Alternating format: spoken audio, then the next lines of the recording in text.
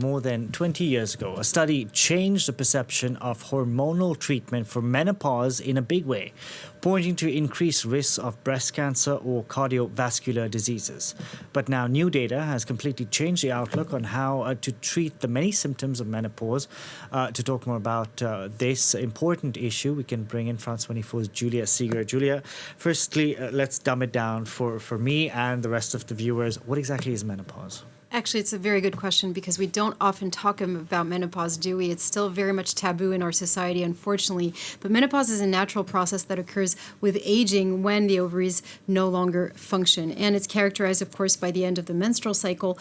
But it's also a time when women are going to experience a huge drop in their hormone levels because the ovaries won't produce and won't secrete any more estrogen and progesterone. So it usually happens in the beginning, early 50s, let's say, but we often talk also about premenopause. That means that you can experience some of the symptoms of menopause as early as your late 30s and early 40s. Now, the symptoms, we all know them: hot flashes, night sweats, but also sleeping disorder, memory loss, many very different symptoms, but that can be very difficult and complicated to deal with on a daily basis. Now, up to 2002, women were treated with what we call hormone replacement therapy, which at the time was really seen as a miracle treatment. It replaced the hormones that were prior to that secreted naturally by the body, and it also protected women against loss of bone density, osteoporosis, which is an issue when you age.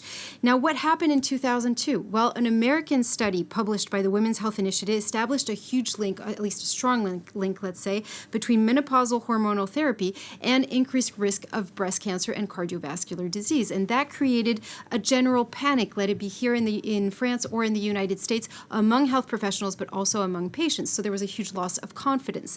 And so much so, just to give you an example, in France in the year 2000, 60% of women who experienced menopausal symptoms took a hormonal therapy. That number dropped to 5% in 2002, right after the study was published. And today, it's more around 8 to 10% of women who take hormonal therapy, so it's going back up, but very slowly. So why are health professionals backpedaling on the fact of prescribing this treatment? So they're not completely backpedaling. Like any hormonal treatment, even all of the hormone-based contraceptives, for instance, will never be recommended to people who have a medical history of breast cancer or cardiovascular disease. But what some studies have shown is that that 2002 study was flawed. It was flawed because it focused on women approximately 63 years old. So they were already in menopause. They already had an increased vascular risk factor. What other studies have shown is that if you give the hormonal therapy earlier on in the life of a woman for, let's say, 5 to 10 years tops, then it actually protects women against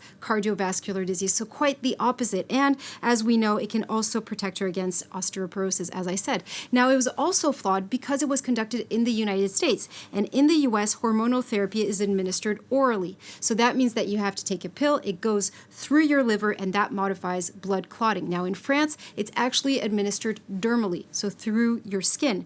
And so, yes, in a certain way, doctors, at least here in France, but also elsewhere in other countries, are now saying that we need to put back hormonal therapy on the shelf for women as a treatment option under certain conditions. Julia, thank you. Learned a lot there. Julia Seeger there. Thank you.